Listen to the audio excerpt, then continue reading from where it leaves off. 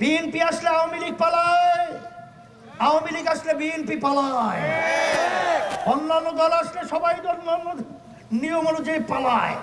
কিন্তু আমাদের খালেদ সাইফুল্লাহ সাহেব হুজুর তিনি যদি নির্বাচিত হয়, আল্লাহর ফজল করবে, কোন নিরপরাধ লোক পালাতে হবে না, বুক ফুলিয়ে এই জমিনের ভিতরে হাঁটতে পারবে ইনশাআল্লাহ। সেদিক থেকে আমি বলবো, আসেন আমাদের পবিত্র আমানত পবিত্র জায়গায় রাখতে হবে। সেই পবিত্র জায়গার নাম হলো ইসলাম। এটা যদি আপনারা ভুল করেন, আমি আমার ভাইদেরকে বলে যাচ্ছি, আমার মা বোনদেরকে বলে যাচ্ছি, এই ভুলের মাসুল দেওয়ার কোনো সুযোগ থাকবে না। ইসলামী আন্দোলন বাংলাদেশ যদি ক্ষমতায় যায়, আল্লাহ যদি কবুল করেন, এই বাংলাদেশের 54 বছরের ইতিহাস আল্লাহর রহমতে 54 মাস বলেন 54 দিনেও পরিবর্তন আল্লাহ ঘটিয়ে দিতে পারেন। শরিয়া মানে কি? আমরা নামাজ পড়ি, রোজা রাখি, হজ করি, জাকাত দেই, এইটাই শরিয়া। ঠিক এই অনুযায়ী রাষ্ট্র পরিচালনা করবে না। তারা কোন নীতি আদর্শ অনুযায়ী রাষ্ট্র পরিচালনা করবে?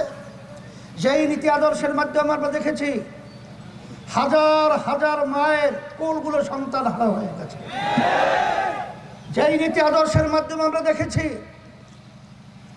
যে এদেশের টাকা বিদেশে পাচার হয়ে বেগম পাড়া তৈরি হয়েছে। এদের পরিচালনা আমরা দেখেছি রাস্তায় মানুষ নামার পরে গুম হয়ে যেত, ঘরে গেলে খুন হয়ে যায়। নতুন ভাবে এই নীতি আদর্শের মাধ্যমে তারা ইনসাফ প্রতিষ্ঠিত করবে। কোন ইনসাফ?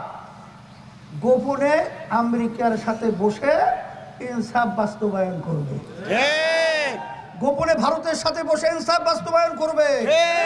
আমরা ভারতের ইনসাফ দেখেছি, আমরা আমেরিকার ইনসাফ দেখেছি। ওই সব বাংলার মানুষ আমরা দেখতে চাই না। আজকে বাংলাদেশের ভিতরে একটাই দল রয়েছে, একটাই মার্কা রয়েছে, যেই দলটা যেই মার্কাটা বাস্তবায়ন করতে চায় ইসলামী নীতি আদর্শ, শরিয়া। শরিয়া শুনলে অনেকে ভয় পায়। আসলে বাস্তবতা ইসলাম শব্দের অর্থ শান্তি।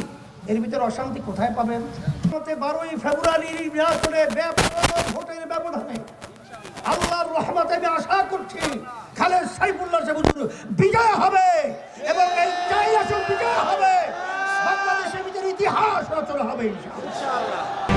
তাই সবসময় জীবাণু থেকে 10 গুণ বেশি সুরক্ষিত থাকতে ডেটল হ্যান্ড ওয়াশ।